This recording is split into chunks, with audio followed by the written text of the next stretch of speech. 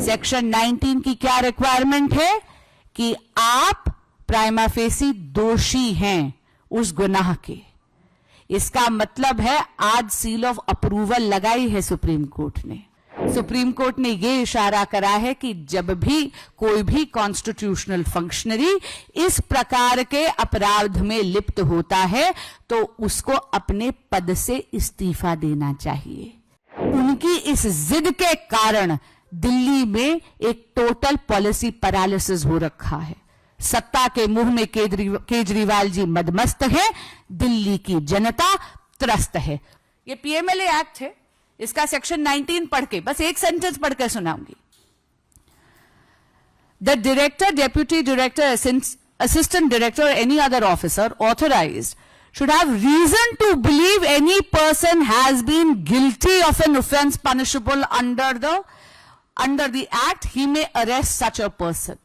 और supreme court ने क्या पाया? सुप्रीम कोर्ट ने यह पाया कि इन्वेस्टिगेटिंग एजेंसीज के पास सफिशिएंट मटेरियल था सेक्शन 19 की रिक्वायरमेंट प्रूव करने की। सेक्शन 19 की क्या रिक्वायरमेंट है कि आप प्राइमा फेसी दोषी हैं उस गुनाह के। इसका मतलब है आज सील ऑफ अप्रूवल लगाई है सुप्रीम कोर्ट ने।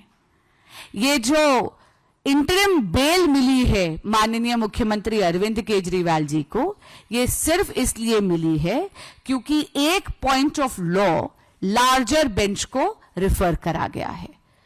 जब भी कोई चीज लार्जर बेंच को रिफर करी जाती है उसकी सुनवाई में थोड़ा समय लगता है।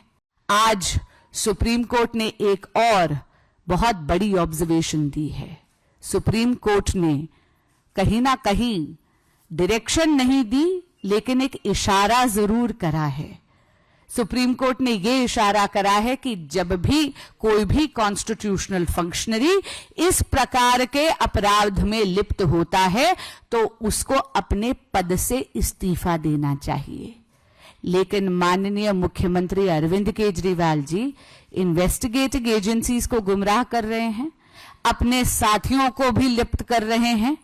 कभी सौरभ भारद्वाज जी का नाम लेते हैं, कभी आतिशी जी का नाम लेते हैं, कभी दुर्गेश पाठक जी का नाम लेते हैं, पर सत्ता के मुंह में इतने मदमस्त हैं कि सीएम की कुर्सी को छोड़ने के लिए वो तैयार नहीं हैं। इनकी इस जिद के कारण दिल्ली में एक पॉलिसी पैरालिसिस हो रहा है, एक कॉन्स्टिट्यूशनल क्राइसिस हो रहा है।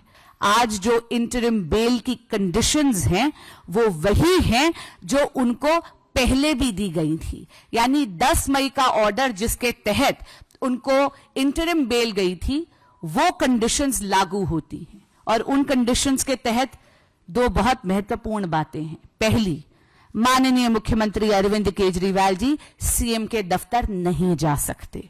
दूसरी बात, माननीय मुख्यमंत्री अरविंद केजरीवाल जी कोई फाइल नहीं साइन कर सकते जब तक कि उसको एलजी ऑफिस के यहां फॉरवर्ड ना करना हो। तो मैं आपके माध्यम से माननीय मुख्यमंत्री अरविंद केजरीवाल जी से पुनः अनुरोध भी करूंगी और उनको याद भी कराऊंगी कि उनकी इस जिद के कारण दिल्ली में एक टोटल पॉलिसी पैरालिसिस हो रखा है। सत्ता के मुंह में केजरीवाल जी मदमस्त है, दिल्ली की जनता त्रस्त है। उन्हें तुरंत त्यागपत्र देना चाहिए।